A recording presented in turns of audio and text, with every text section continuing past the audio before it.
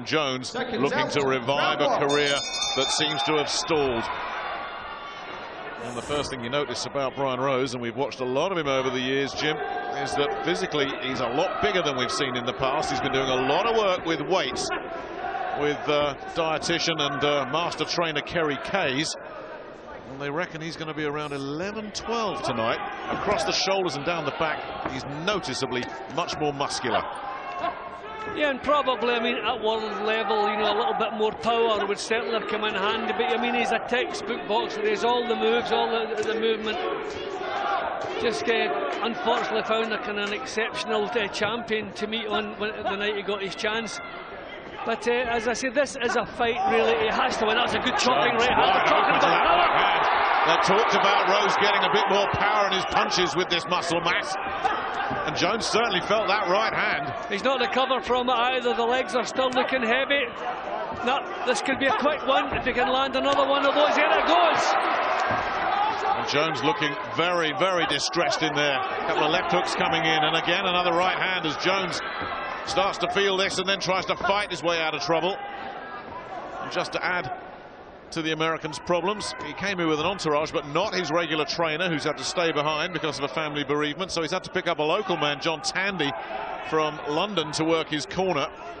Bit of damage across the bridge of the nose from Brian Rose. That was done in sparring with Kell Brook a while back now. Ahead of his fight with Javier Maciel, the eliminator. Maciel opened it up. And of course, Demetrius Andrade, there's just nothing there, Jim. And anytime somebody lands cleanly on that, it opens up. Yeah, well, he's marked up straight away here, but I mean, this has been a terrific opening round from him. Right His hand that punches Jones are so clean. And he's so open to them. He's always been accurate, Jones. Rose, excuse me. And Jones is certainly on the receiving end of some of those accurate right hands. Yeah, and Rose is not in any hurry. He's found he has the power to shake this fellow, so he's quite happy to wait his chance, maybe chisel away for a round or two. Terrific right hand again. Yeah, it's textbook stuff. The jab, the double jab, then popping in with the right hand. Oh, and Jones lands a right hand of his own. And Rose was shaken there.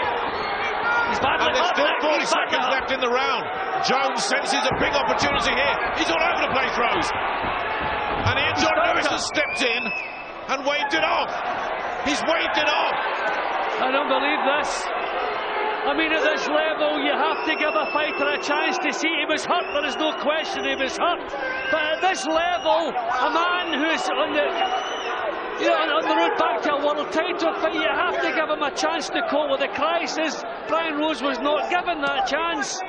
He will be furious. He was badly hurt, there is no question about that. The referee's job to make sure a fighter isn't badly damaged. But look how quickly he's recovered here. No, there's going to be big kick-ups about this. It was a brave decision by the referee. In the long term, it may have been the good decision. Can't say it's one I would have made. I would have given him a chance to see if he could cope with the crisis he was in. Look how much punishment he took against Demetrius Andrade. It was relentless one-way traffic, and the guy has got a big, big heart, and he fights his way through. And yes, he was hurt, he was shaken, we saw that, but he hadn't been floored. It's an astonishing decision. It's a pity he hadn't got on the floor, because that would have given him a count and given him a chance. I mean, he was badly hurt, he was all over the place. Another big punch could have done serious damage, but we'll never know. We'll never know. He was never given the chance. It was a brave decision with the referee. As I say, his job is to make sure fighters are never badly hurt. He was in bad shape, there is no questions. Jones saw his chance, he was going for it. I mean, you can see here, and for a man of his experience, he didn't cope with it too well either. Right on the ear as well, that first right hand. Yep. Which won't have helped. Then he was caught with a left hook again. The legs and that was a bad stumble. So actually on replay and in slow motion, it probably looks a little bit worse. But there you go, the decision is made. And Brian Rose's career is in tatters. Full credit to Carson Jones. He saw his chance and he went for it. I mean, Rose was dominating up to that point. One punch turned it all around. The only thing you can say from Brian Rose's perspective is that you can write this off as a premature stoppage if you like and say, right, let's have a rematch. I wouldn't be at all surprised if they bring Carson Jones back for a rematch. And of course, Jones will say, yeah, bring it on. Yeah, but really, you know, at this level, if you're losing to Carson Jones, you're struggling. Yeah. You're struggling. I mean, can you top a bill with the rematch? I don't think so. They could put it on an undercard somewhere, but this is a crippling blow to Brian Rose, his world title ambitions. It's breathed new life. And that you have to hand it, I mean, you have to say he was in real serious trouble, and for a man of his experience, he wasn't really coping with the crisis all that well. He should have been clinching, he should have been taking a knee. There's half a dozen things he should have been doing, and he wasn't doing any of them. Maybe that's the reason Ian John Smith has stepped in there. Oh, nightmare for him, isn't it? On the eve of his 30th birthday as well, and you think this fella cares? Not one little bit. Carson Jones back in business when everybody was ready to write him off. And for the new dad, baby Penelope, just 8 weeks old, he was looking forward to spending some time with her. But this has been a horrible, horrible night for Brian Rose. Well, ladies and gentlemen, timekeepers recorded a time of 2 minutes and 27 seconds of the first round. Referee Ian John Lewis has stopped this contest with Rose in no position to continue. Your winner and the new WBC International Light Middleweight Champion from Oklahoma City, USA, Carson Jones. And I'm sure as he leaves the ring, ladies and gentlemen, like to say appreciation, please. But he won't mind that one little bit. Brian Rose, Bobby Rimmer and the team have gone back to the dressing room already, still in a state of shock. And you don't see Brian Rose like this. As you heard Glenn say earlier, one of the good guys.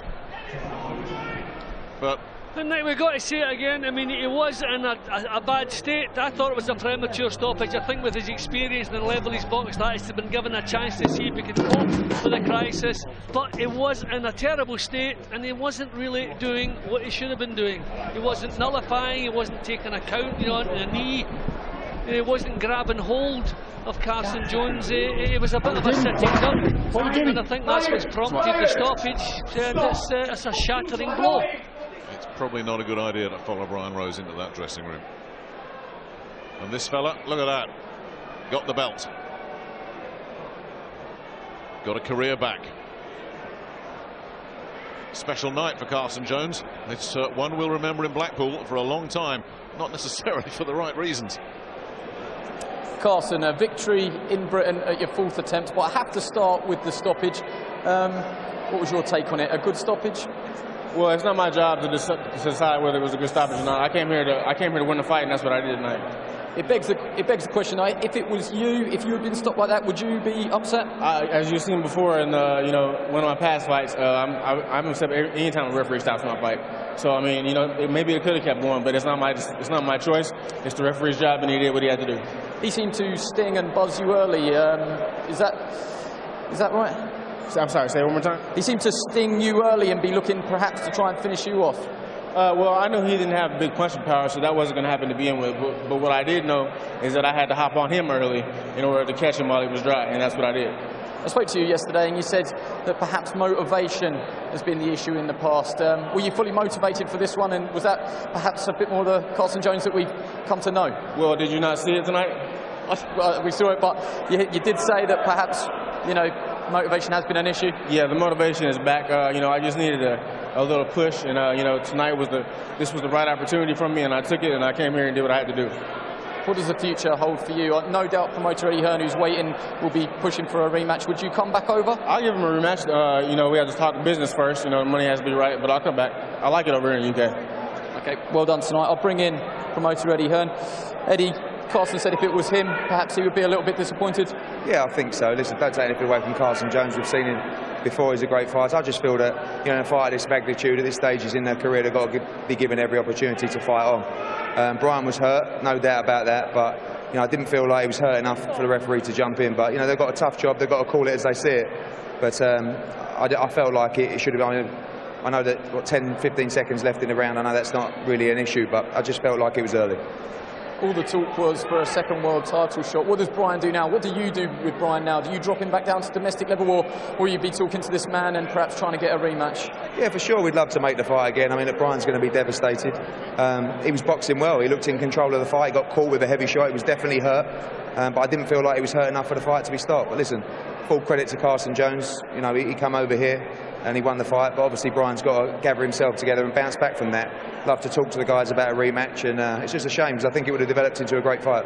From a promotional point of view, it's a nightmare for Brian, though, in Blackpool, isn't it? For sure, yeah. It's a bitter blow, obviously, coming back from that world title defeat, and he was looking for tonight as a springboard. He knew how difficult Carson Jones would be. We've seen him before when he's motivated, how dangerous he can be. And listen, he did the business. Full credit to him. Carson, the talk there was a second world title shot for Brian. Will you be perhaps now looking for a shot of your own? Of course. You know, every fighter wants to get a world title shot eventually in his career, and I have yet to get mine. It was pretty close, but like I said, I've yet to get it, and that's what I'm looking for next. Are you ready for all the backlash? Because it's going to be a lot of talk about the stoppage. You know, I don't really care. I got the win. That's all that matters.